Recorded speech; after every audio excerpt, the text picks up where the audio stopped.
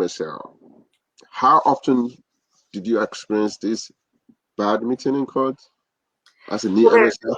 yeah, well, there's a whole range of what constitutes a bad meeting, right? I think we all, you can know when you're most prepared and you show up with like you're on it with the data, you're just personable, you're tuned in to the other person's needs and you just deliver excellence. That's the ideal.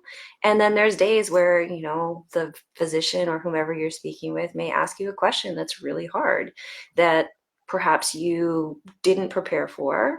Or maybe it's just a great question that you don't have an answer to. So you have to have the grace to answer that you don't know in a way that maintains your credibility, right? So sometimes maybe you didn't do a good job of saying that you didn't know, right? Or you just didn't remember a detail that you know that you would know on a different day. Or you walk in and they are in a really bad mood and it has nothing to do with you, but they feel free to take it out on you.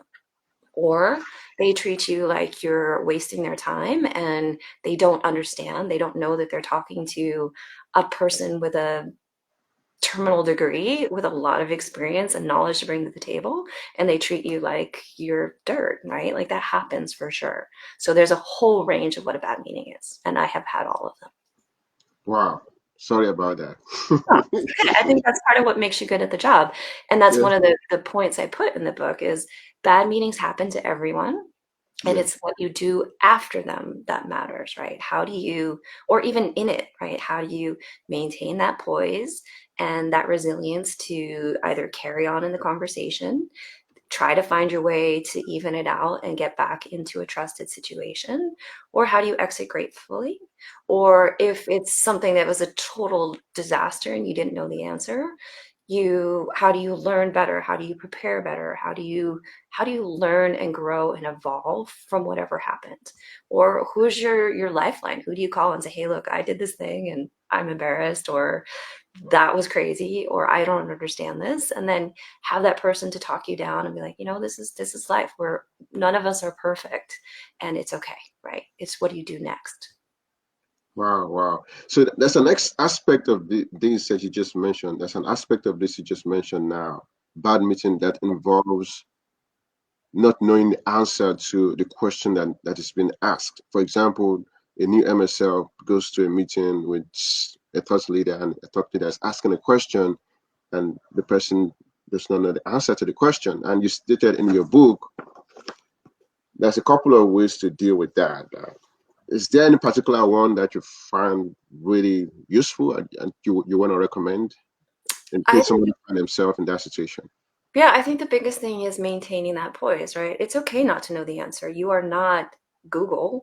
You are not ChatGPT. You are a human with, like, you're new to a company. The company might have decades of data in this particular area where this thought leader has eons of experience and you're new. Like, you're brand new to the therapeutic area. You're very smart and you're very capable, but you just don't know it all, right? So the best way through that is to maintain your poise that yes, I am a knowledgeable human being, I just don't know that particular piece of data. So to maintain credibility with you who's asking me, I can simply say, that's a great question, I don't know that right now, I can get back to you with it and move on. Or you can say, well, that's a great question, why are you asking? It all depends on the nature of the question itself. Some of them are very simple and you should have the simple ones, but if you don't, if you get flustered, then you create that doubt in the person's mind. But if you're like, yeah, that's a great question, I don't know it, I can get that for you, but hey, I was curious about blah blah blah. And if you don't get flustered, they're not even going to remember it. If you get flustered, they'll be like, oh, she doesn't know anything she's talking about, I don't know if I trust her, I don't need to see her anymore, I only want people that know what they're talking about. So it's all how you personally maintain that poise in the moment.